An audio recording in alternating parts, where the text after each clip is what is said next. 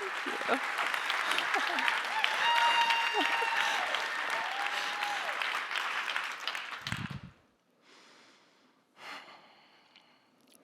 What if you could follow your favorite book the way you follow your favorite show?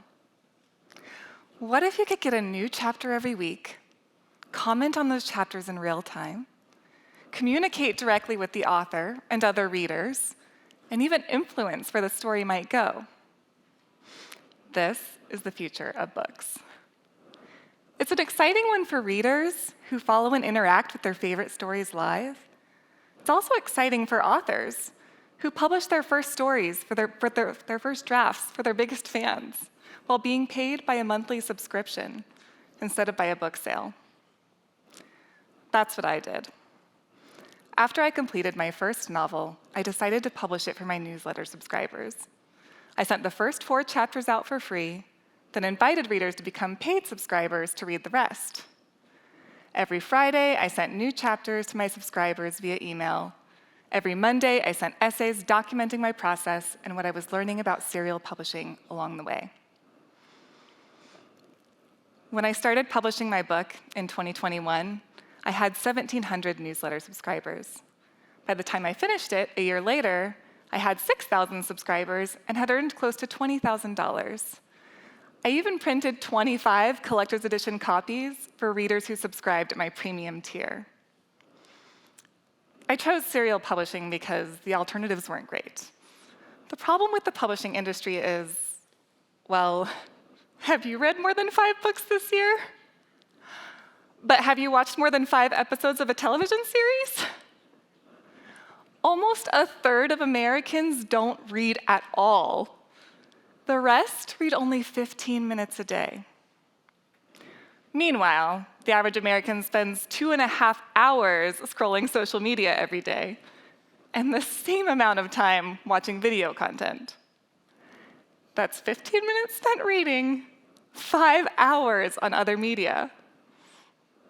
Americans just don't buy a lot of books, much less read them.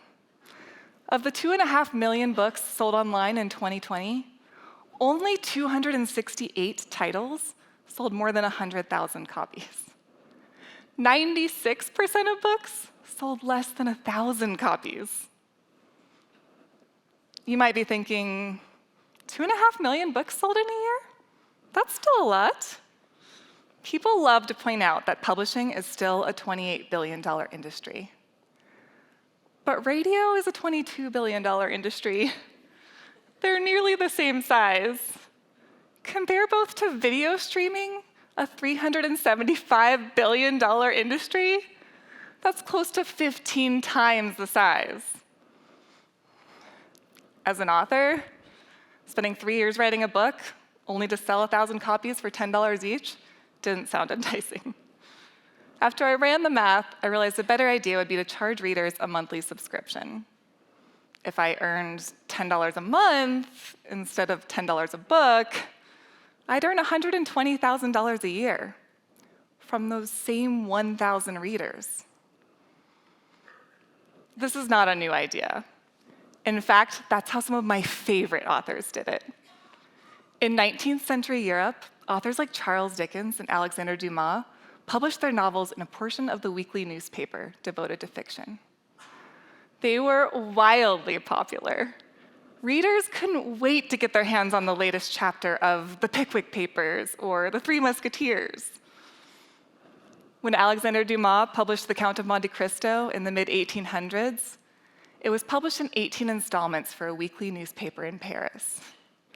10,000 subscribers followed Edmond Dantes' every move as he planned his escape from the Chateau d'If and took his revenge on his betrayers. Readers were captivated by these stories, and that was good business for the newspapers, who developed a larger following over time, but also for the author, who was paid by the line, even by the word. In 1845, Alexander Dumas was paid 10,000 francs per installment.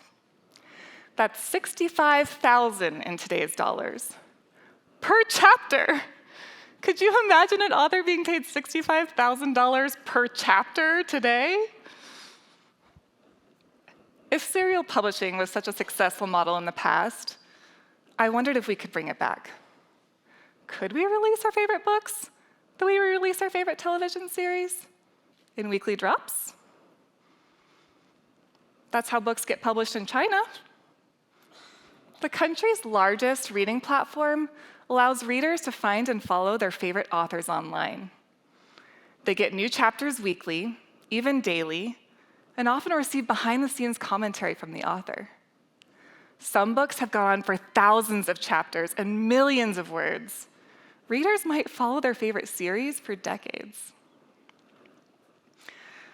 One app is bringing that to the United States.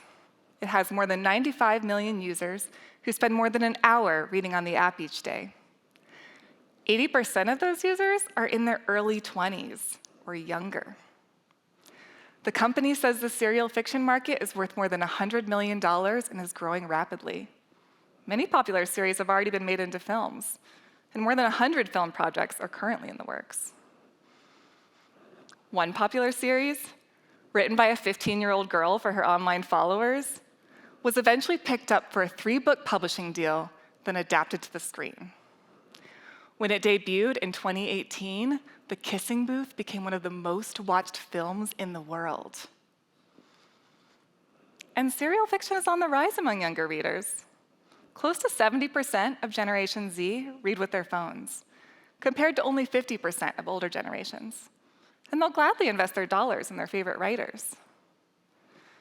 As younger generations grow up, they might not be reading or buying books, but they're following their favorite authors online and spending hours each day reading their stories. Personally, I have found this a much more motivating reason to write. If my first book had sold only a couple hundred copies and earned only a couple $100s, I might not have written a second one. What's the point? No one's reading it. But because I had built a following for my first book online, I decided to publish my second book as a serial too. On Fridays, I send new chapters to my subscribers via email. On Mondays, I send essays exploring the themes found in my book. This time, I have 11,000 subscribers, and I'm earning $30,000.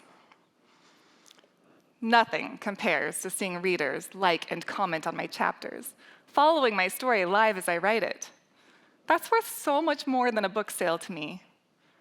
Readers aren't just purchasing my work, they're actively participating in it. And what if we could follow some of our favorite authors the same way? Serial publishing is a win for readers, writers, and publishers.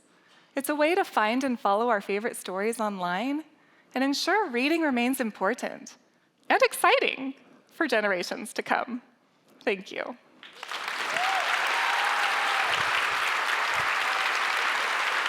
Thank you.